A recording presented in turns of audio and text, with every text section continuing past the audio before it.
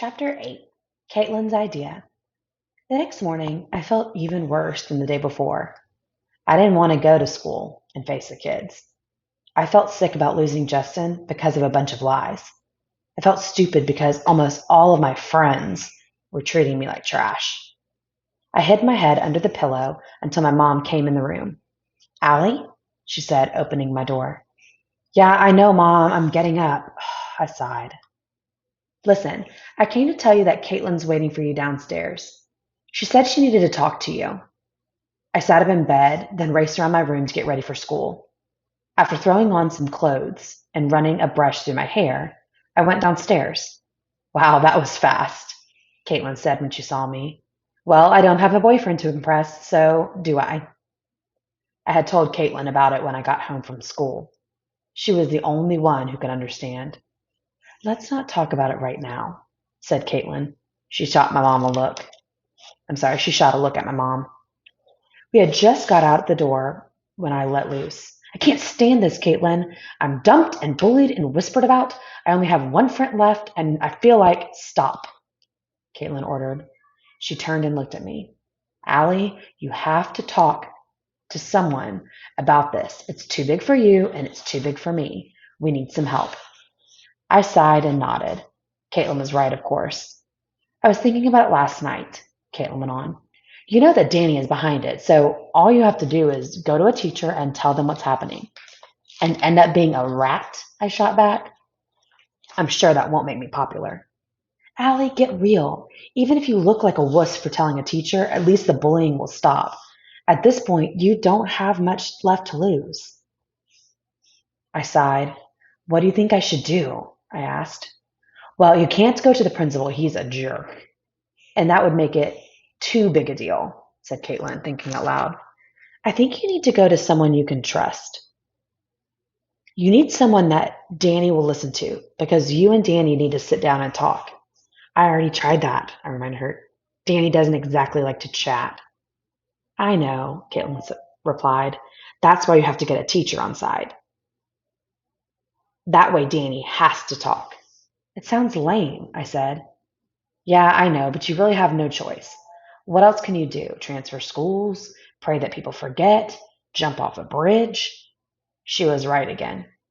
The last thing I wanted to do was go to a teacher, but there wasn't really any other way to stop all this. When I got to school, there was a bunch of girls outside, pointing at me and laughing. I just looked down, but Caitlin grabbed my hand. "Hold your head up, Allie," she said as we walked past the group. "We're going to fight back and beat this." I made up my mind right then. I didn't want to dread going to school every day. I didn't want to worry that someone was going to call me a name. I didn't want to be afraid that would write something on my locker. I needed some help. When Caitlin and I had put our stuff in our lockers, I turned to her. "I'm going to ask Miss Drayton what I should do about the bullying," I said. Caitlin smiled and gave me a big hug. "That's great, Allie. It'll be hard, but I know you'll feel better once you talk to her." "Do you want me to come with you?" she asked. "Could you?" "Of course. I'll meet you in front of Miss Drayton's room at lunch." The rest of the morning seemed to drag, mostly because I was dreading talking to Miss Drayton about my problems. I mean, it's hard to admit to a teacher that you're being bullied. It makes you feel like a loser. Miss Drayton's English class was my second class of the day, right after math. When I sat down and saw Miss Drayton smiling at me, I felt a little better. Of all my teachers, she was the one I could talk to. When the class was over, I waited outside the classroom door for Caitlin. About 10 minutes later, she showed up, out of breath. "Sorry, Allie," she said. "I tried to get here as fast as I could, but I had to stay back and get some help with my history project." "Don't worry about it," I said. "I'm in no rush to do this." Caitlin rolled her eyes. "Come on, Allie, let's get it over with," she said. Then she grabbed my arm and dragged me into the classroom. Miss Drayton was still sitting at her desk, marking some papers. She didn't seem to notice us come in. "Miss Drayton?" Caitlin asked.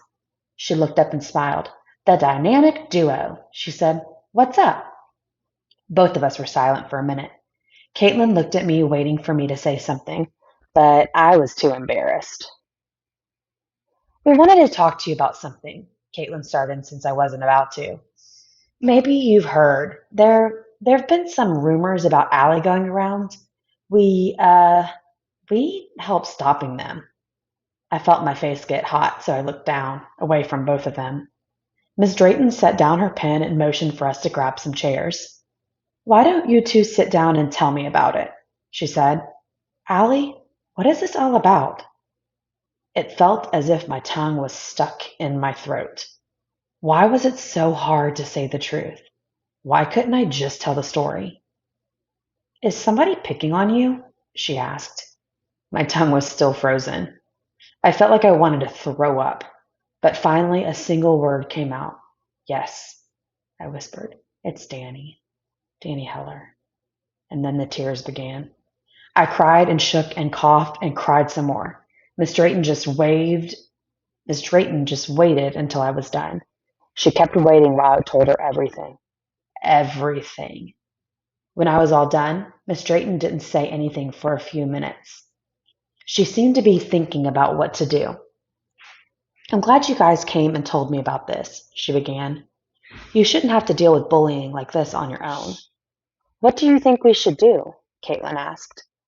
Miss Drayton thought for a second. She looked at both of us before she spoke. I think the first thing I need to do is have a meeting with Allie and Danny and their parents.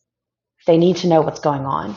Even if Danny isn't behind the stuff that's being written, she is bullying you in other ways, and that needs to stop.